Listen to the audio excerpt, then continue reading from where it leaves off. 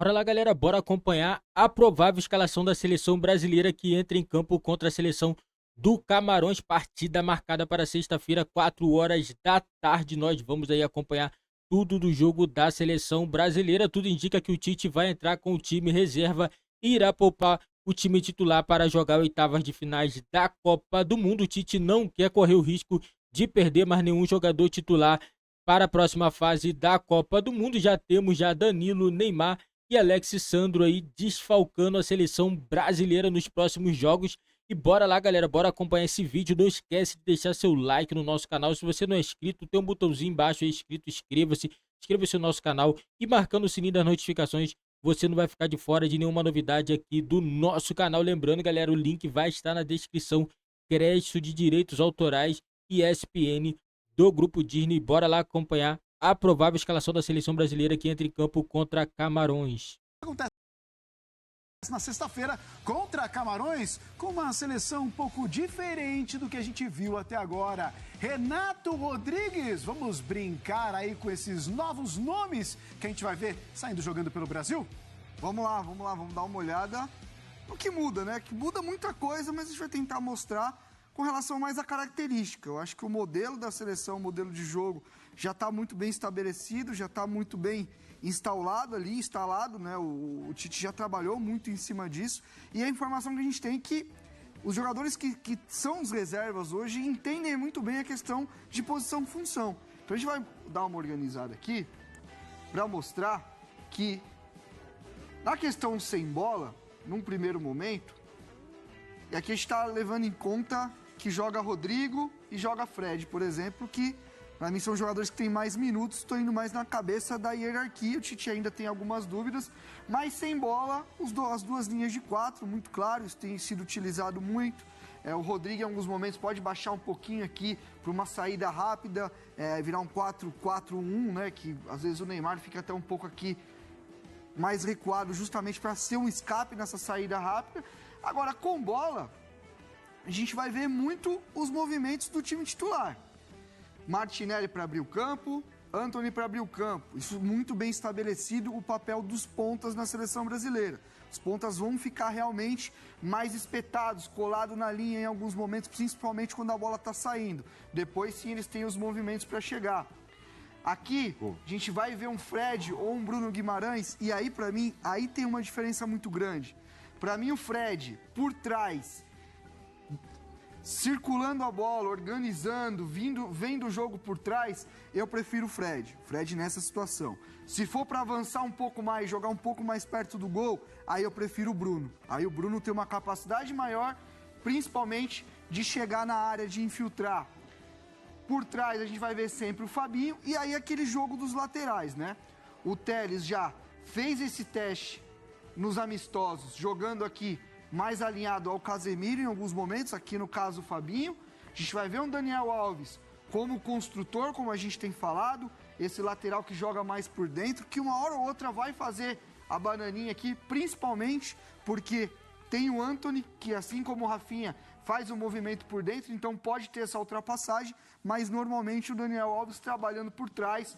Aqui alterna, né? Às vezes o Telles vai para a linha de 3 para fazer a saída de 3 e aí o Dani pode vir por dentro também fazer esse papel. Então, as variações vão muito em cima das características. Como a gente falou, se você tem aqui um Bruno Guimarães, cadê o Bruno? Aqui. O Bruno Guimarães já é um jogador mais capaz de conduzir a bola e chegar. O melhor momento dele no Newcastle agora é por isso. É um cara que chega na área, que infiltra, ele tem isso melhor que o Fred, por exemplo. O Rodrigo, se começar jogando, imagino e colocaria, porque é um jogador que não tem muitos jogos como titular na seleção, então quanto mais cancha você der para ele, melhor. O Rodrigo jogando atrás do Jesus, também na entrelinhas, né, nas duas linhas do adversário, flutuando muito por aqui, chegando na área. Com o Everton, você talvez tenha um jogador mais capaz de organizar o jogo do que concluir, que é o caso do Rodrigo. O Rodrigo é um atacante na essência, o Everton Ribeiro é um meia na essência, então você troca. Em caso de uma defesa mais fechada, uma linha linha defensiva do adversário mais dentro da área, não é nem o Fred que eu ia colocar aqui, é o Pedro. Você não tem campo e não tem espaço para atacar atrás da linha defensiva. Aí sim um Pedro, que eu imaginava que se o gol contra a Suíça não sai, em algum momento ele poderia entrar também, por ter essa característica do jogo aéreo, da bola por cima, de disputar as bolas no alto. Então aqui não muda modelo. O que muda são as características dos jogadores e me preocupa um pouco o fato de esse time não jogar. Eles treinam juntos, mas jogar eles não jogam.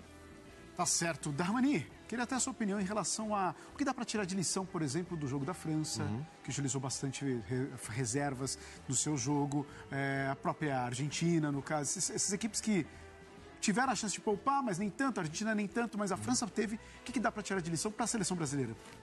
Que o adversário não tem nada a perder, né? A Tunísia jogou solta, podia ganhando se classificar, mas a chance era muito pequena e o Camarão está na mesma situação, né? Pode até se classificar com uma vitória, mas é bem pouco provável. Então a tendência é de ter um time mais solto, né? E tem um poder de fogo, né? A gente viu o Aboubakar fazendo um golaço, né? Choupo-Moting muito bem, Toko Ekambi, tem poder de fogo até mais do que a Tunísia. Então, acho que a lição é olhar um pouco o que aconteceu, não tentar inventar demais, né? O Deschamps inventou um pouco demais e eu acho que a diferença, mais uma vez, é a qualidade, né, do Banco do Brasil comparado com o Banco da França, que tem muita qualidade. E acho que o Tite ele tem um esquema de jogo que é bem trabalhado, ele não vai fugir disso, cada um vai entrar sabendo o que tem que fazer. E cada um vai querer deixar uma pulga atrás da orelha do Tite, né?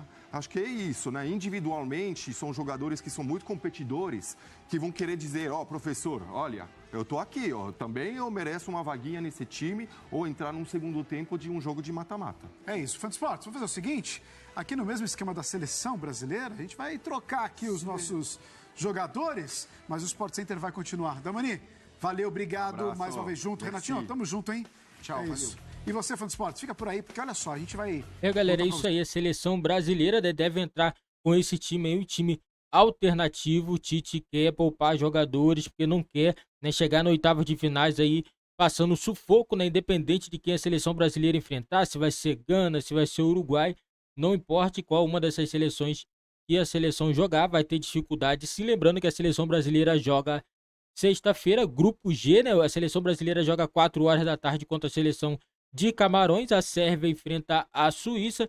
Lembrando que as três equipes da Suíça, Camarão e Sérvia têm chance de classificação para a próxima fase também da Copa do Mundo. Então é confronto direto aí entre Sérvia e Suíça. Sérvia e Suíça, uma das equipes precisam vencer e torcer para o Brasil não perder para a seleção de Camarões para conseguir a vaga aí na fase de oitavas de finais da Copa do Mundo. E o grupo H, que é o grupo de Portugal, Portugal já classificado para oitavas de finais, então o Brasil vai enfrentar uma dessas equipes aí, né? Se vai ser tem a chance de ser Gana ou Uruguai, né? Gana tem 3 pontos, o Gana só precisa dela para poder se classificar para a próxima fase, talvez um empate, né? E a não vitória da Coreia do Sul já seria o suficiente para Gana se classificar para a oitava de finais da Copa do Mundo, onde enfrentaria a seleção brasileira. Para mim, seleção brasileira, né, muito favorita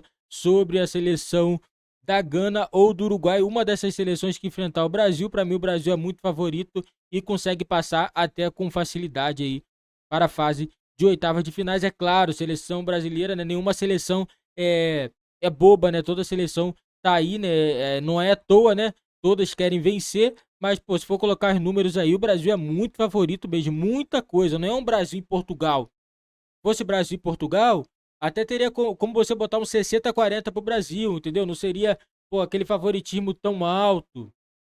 Mas, assim, mais contra a seleção de Gana, principalmente, Brasil muito favorito. Contra a seleção do Uruguai, Brasil é favorito. Lembrando, né, que tem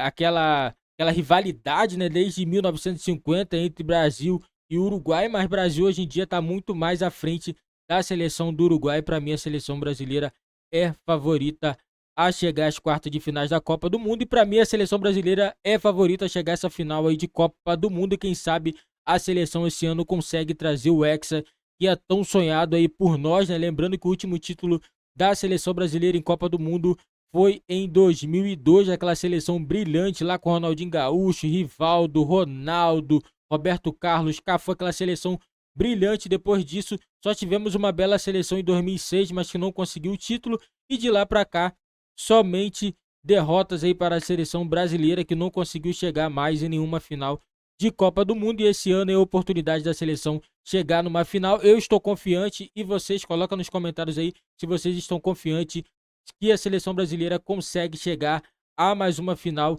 de Copa do Mundo. E não esquece, né, de deixar seu like, inscrever no nosso canal e ativar o sininho das notificações para você não perder nenhum vídeo aqui do nosso canal.